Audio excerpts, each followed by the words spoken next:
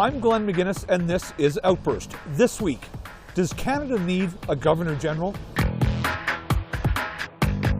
I think symbolically Canada needs a Governor-General. To be honest, I'm not 100% sure what the role of a Governor-General is. It's part of being Canadian. It is. So there is that connection with royalty. But first, with just under 2 million Canadians vaccinated and the promise of 5 million more doses coming into the country by the end of March, Canada's vaccine procurement has received some harsh criticism, especially from the official opposition, who feel Canada lags far behind other developed nations in getting the vaccine out to people. And they also feel the government will have lots of trouble reaching that vaccine target at the end of September. So, as Canada continues to move through the pandemic in 2021, we took to the streets to ask you what you thought about the rate of distribution. Our question: are you satisfied with the vaccine rollout so far? I'm not, but I don't think that has a great deal to do with what Mr. Trudeau has done. I think that depends on the EU. They seem to be harboring their vaccines for the European Union. Whether or not they're going to come across with what we have ordered in a timely fashion, I don't know if that'll happen. But at the moment, my displeasure is with Pfizer in Belgium, not with the Canadian government. And there's not much that Mr. Trudeau can do to expedite that either. He can't make threats. These are things that we have to depend on the goodness of others to make sure that we do get the place in line that we deserve. And if that's not done, it's a difficult thing to fight for. No. And again, I get everything from what I see on the news and through social media. Look at, I think it's Iran. Last week they had 48% of their citizen, the population vaccinated already. And we hear about, other countries where their rollout has been, a lot better than ours. I heard on the radio the other day that it took Trudeau something like 3 days to even call on the vaccine rollout for Canada. And there was 100%, what was it, hun? There was we weren't getting our vaccinations. And we're hearing about all these other countries getting theirs. It just leaves me frustrated as to why. Well, more of the people that are still paying taxes, for one. If we have them vaccinated and then we have them back to work and get the economy rolling again. I mean, we're just out on a public little stroll here today and half the businesses are closed. And then a lot of other, like the hospitality businesses are just almost non-existent. So yes, there's room for improvement on a lot of different levels. Well, I guess the numbers are what? We're at Canada's has vaccine 2.5% of the population, and it's what, 25th in the world? We are slipping every day. And as the vaccines, I know we have our timeline. I don't think we will reach our timeline by end of September because the vaccines, everybody wants to have the vaccines right now. And there's going to be a slowdown, and I don't know. I think we're going to be in this for a long haul. I'm just happy that it's here. I'm happy that some people are starting to get it. I would sure love to see it amped up. If there's anything that our tax dollars could be spent, we could spend more tax dollars on, would be just fast tracking it. I think so, yeah. They've done a conservative approach. They've kept some behind. I think with low case numbers, we can afford to wait a bit, do more conservative rollout, I guess. I would say I probably have to agree. I guess we haven't heard, I personally have not heard too much about the rollout in Nova Scotia, but as someone who's in the 25 to 35 age bracket, I feel pretty confident that I'm in a safe position being in Halifax and Nova Scotia right now, that I'm not too concerned about the fact that it's going to be a very long time for me personally to get it. And I am okay that they've kind of held back on the doses for our province to be able to give them to provinces that need them more. No, I'm not satisfied with the rollout so far. I think it's been very slow, and I think it's hasn't been distributed to especially the older people in time. I wonder what is happening with the government, why they are delaying the whole thing. Americans have gone much ahead of us, And that makes me quite annoyed because we should be getting ready. And I, being a health worker, even the health workers have not been covered. And now we hear from the Americans that they are giving it to the general public. So they are far ahead of us. So that annoys me a lot. Yeah, I mean, as far as I know, I think it's going all right. And I mean, like the fact that they have like priority lists and everything, I think that's great that the people who need it are getting it first and then going on from there. I wouldn't say satisfied is a good answer. I'm a nurse. I don't work in critical care, and there's no idea of when I'm actually going to get the vaccine. We don't have a plan. We don't have a timetable right now. I work in rare disease, so a lot of my patients have severely impacted immune systems. I think as a nurse, we should probably be, we should at least know when we're getting the vaccine, and we don't have an idea of what that is yet. Now, mind you, I work in the private sector of rare disease, so we're not like in Capital Health. But again, I think we should have an idea. So no, satisfied is not an answer I would say. The vaccines, if anything, that's our first defense. So if that could be rolled out a little faster than it seems to be at the moment, that would definitely be better for the country as a whole. I would probably say it's quite slow. See, I'm from the UK, so from where they're doing it in a much bigger kind of way.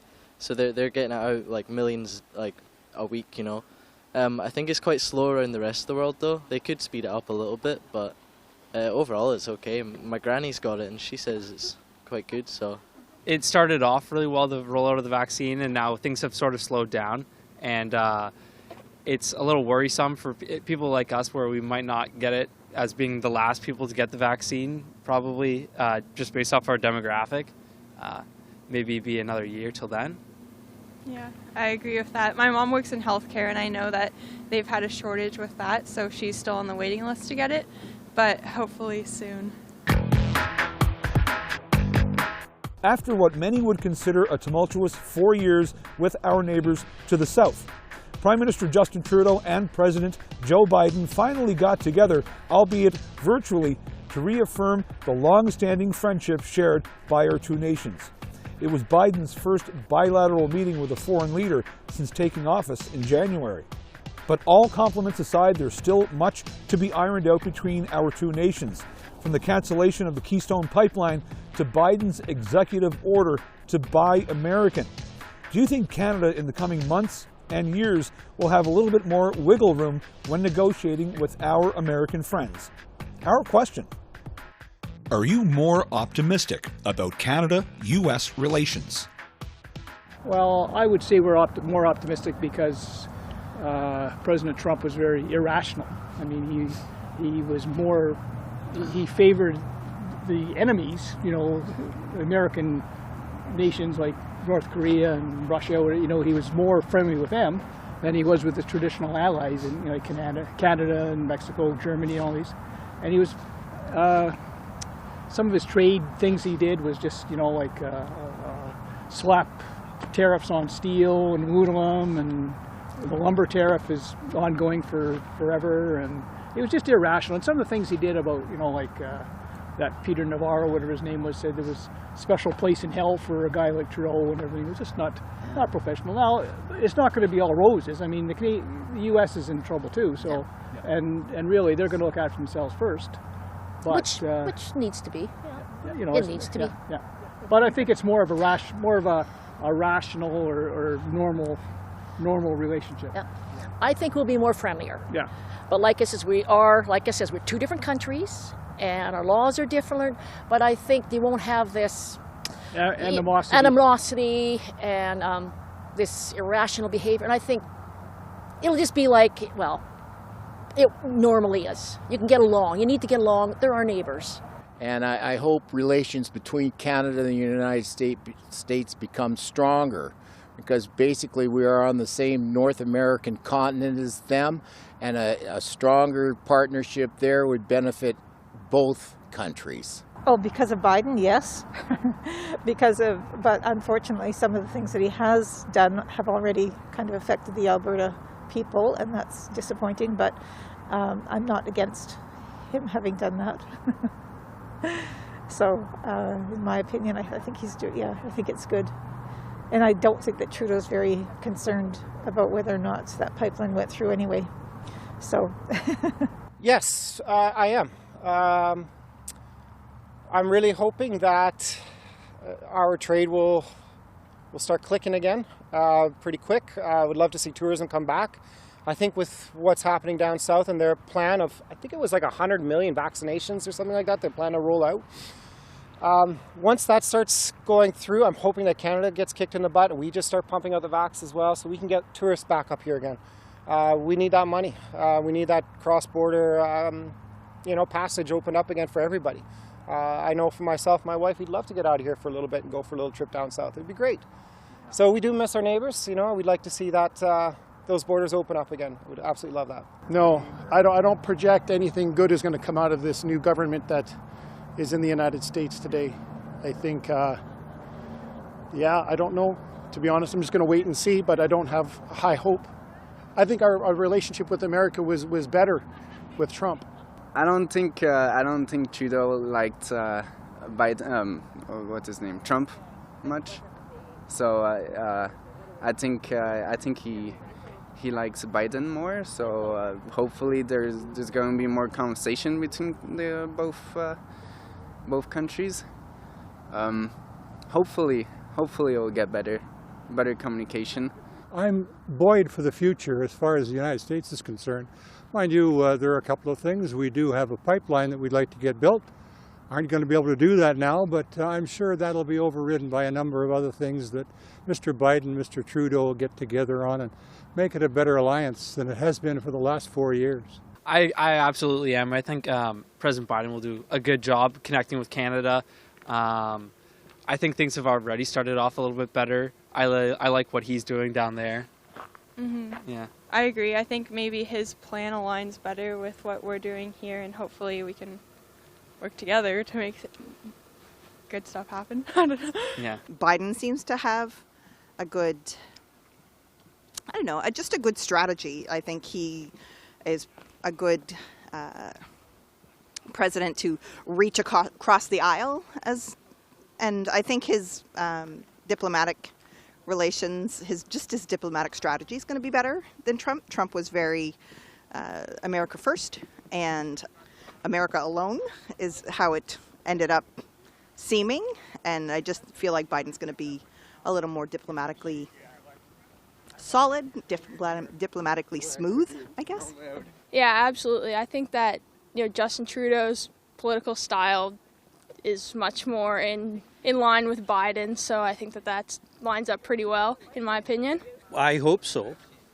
The initial step taken by Biden is a little frustrating, especially for the Albertans, because we are the oil-producing country, and he has stopped all the pipeline, which is not good, which is not in our favor, Canada as a whole. But we look forward to have some good relationship with them. Yes, I'm much more optimistic about Canada-U.S. relations with the current election in the U.S. I think we're heading in the right direction. I guess, not overly optimistic in general, but more optimistic, sure. Yeah, definitely. I'm happy personally with the results of the American election. I think it'll be just hard for Biden to repair anything right now, but definitely more optimistic than if it was the other way around. So.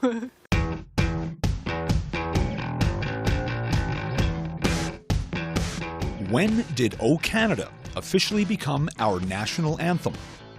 Is it 1867, 1945, or 1980? The answer is 1980.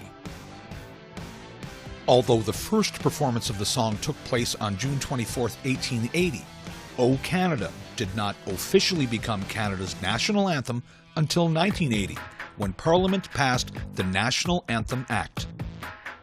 The song has been sung at countless events and has also seen some changes over the years, most recently in 2018, through the efforts of the late Mauril Boulanger, longtime Liberal Member of Parliament, where legislation was enacted to change the lyrics from True Patriot Love in All Thy Sons Command to True Patriot Love in All of Us Command, ensuring gender parity. Ever since the COVID-19 pandemic entered our lives, the way we live, the way we interact, and the way we communicate has changed dramatically. It's also had an effect on all levels of government, who had to act fast in order to manage this. We took to the streets to find out from Canadians what influence COVID has had not only on government, but on all women and men elected to public office. Our question: how is the pandemic changing Canadian politics? I think they definitely had to reevaluate what the main focus is. With COVID, that's definitely on the forefront, obviously, and maybe other stuff has to take a back burner for a bit, but it's important to continue to look at what the government set out in their plan to do and make sure that those are still being addressed. I agree. I think right now is a time for them to really be the leaders of the country, and it's a time for us to really follow what they're doing, and they need to set an example. We're both from Ontario, and over the break, Ontario had problems with like the deputy finance minister going on vacation and stuff and just not leading by example. And so having things like that happen is a little troublesome for the government. But going forward, I think things will get better. I think the leaders have to put their feet down and be more serious towards the pandemic. This is something real, and it is frustrating. It is pressure to the families, to the individuals, and to the government as well, economically and all the other ways. The people are not happy to stay in their homes, and this has to end. And we, the politicians, have to be very, very serious about this matter. It's an awful lot of bickering. You know, we didn't know what was going to happen. We had no idea. A year ago, everybody was scared, right? I feel like the response to the financial support I thought was really good. I think people who were able to take advantage of it in a good way took advantage of it. I feel like a lot of people who didn't need it took advantage of it too. So, I mean, now the Prime Minister's struggling with how do we figure that out? Who needed it? Who didn't need it? How do we recoup the losses that we sent out when everybody was in a panic? I feel like the support was there, but now he's dealing with the fallout. You can definitely see how different people in power within our government are handling the pandemic differently, and it kind of does show different colors behind their motivations for certain parts of our countries, like economy, healthcare system, and everything like that. Yeah, I completely agree. I think it's going to show who is actually standing by their word, especially because there were members of politics that were going against what they were telling members of society to do. So it goes to show who's actually standing by what they're telling others to say and who we actually want in power. I think so. I think that Canadians really have to trust the government right now and really have to listen to them. And I think that the different politics within each province is really showing with how each province is dealing with it. I think it's a lot going to be reduced, the international travels and immigration to Canada. And I'm sad about this, but it's what happened during the pandemic. There's probably not as much effort towards the things that are needing to be done because everyone's focusing on the pandemic, and maybe a lot of things that could, you know, that could be addressed are being put aside a bit. Yeah, I would say the people have more of a vested interest in it. People are spending more time reading things, and there's pros and cons to that. I mean, the whole rise of QAnon and all that other stuff is just because, you know, a lot more people are listening, and those kind of things are happening. You're also seeing, you know, things that are happening with other countries are getting involved in our policies and politics as well, and it's illegal, right? But you're seeing you're seeing a lot of that happening. So politics is definitely taken on a new spin now. It's been more complicated. It's not so easy as just to say, okay, that guy's the truth, or that's the truth. I think there's been a lot more miscommunication, or no communication, or just completely misinformation. You really have to stay on your toes. I don't think it's changed politics. It's changing us. It's, just the average layman. I mean, COVID is hard on people. Emotionally, it's hard, and it doesn't help when we're at home and we see these politicians out to dinner. I mean, we've seen that. It's more than frustrating, and it's what's good for the goose isn't necessarily good for the gander. And again, more and more of our money out the door, and them just doing what they like. Yeah, it could. I mean, it's waking up people to asking questions. People are asking questions about the effectiveness of our government, and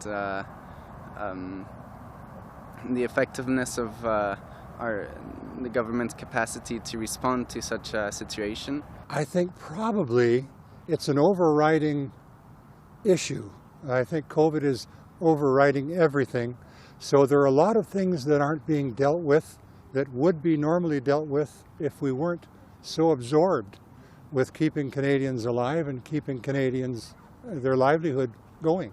So the politics of it, I think there probably is a little more agreement amongst the political parties than there would normally be. I think Parliament is probably a little less raucous than it would normally be under other circumstances. And that has to be. That's the way it has to be. We all have to pull together to defeat the virus before we can get back to real arguments. The goings-on, as of late, at Rideau Hall have put that office under the microscope after a damning workplace review concluded it was a toxic environment to work in. It also resulted in the resignation of Julie Payette as Governor-General. The office of Governor-General is, of course, a symbol of Canada's long-standing relationship with the Crown. Canada is, of course, a constitutional monarchy. But as of late, some have been questioning whether we need this role at all. So, what do you think? Our question. Does Canada need a Governor-General? I think symbolically Canada needs a Governor-General. I'm not sure whether democratically it actually needs one. You could probably live without one. They're not really doing much. No. Why not? Why we don't need a Governor-General? The Prime Minister, it's enough for everything. No, maybe. I suppose. No. To be honest, I'm not 100% sure what the role of a Governor General is. So I don't know if I could say either way. What impact does the Queen have on our day-to-day? My husband's over there going, yeah. So do I think we need a Governor General? I honestly don't believe we need a Governor General. I just don't know what the role is and how it impacts Canada. That goes to show, maybe it's the wrong person for the position, but that doesn't say we don't need the position at all. So maybe just if the member was switched out, maybe the importance of the position would be upheld. The Queen's count just for show, I feel like. Well, from what I know, I don't really know how much power she has. From what I know, she doesn't have much. And so having a representative in Canada, I don't know how much England does for Canada, so I don't know if it's necessary to have a representative or not. So there is that connection with royalty, but I'm not really in favor or against it. As long as they give people the rights and freedoms of speech, they're not cutting off the liberties that we have, I'm okay with it. Well, you're getting into a very deep issue there, and I'm not a monarchist. Mind you, from what I've seen, the dependence that we've had on Britain has been something that's been a benefit to both the Brits and to us. As I say, I'm not a monarchist. I would not be hurt to lose that tie, but again, it's not an overriding issue in my life. I've lived 70 years with it, so I could probably live a few more. Well, it's our system, and we have a successful system. compare ourselves to the trouble that they have in the United States. I think it's part of our system, and I'm in favor of having a Governor General from that also. Yeah, I am. Why? Well, she's always been there, and I mean... It's part of being Canadian. It is. So, I mean... Right or wrong, yeah. If you didn't have a Governor General, you still would have some type of head of state, or I don't think we want to have a president. No. So, and we've don't always, want to have a queen. And we've always had, so I mean, that's just something you accept. It's old world. It's an old world belief. If the Queen is no longer they're just a figurehead, and that's all that the Governor General is a figurehead. We could probably do without it. Yes, I think we do. Well, it's our liaison with the Crown, and I think that I don't know. I feel that we still need that. And I just think any international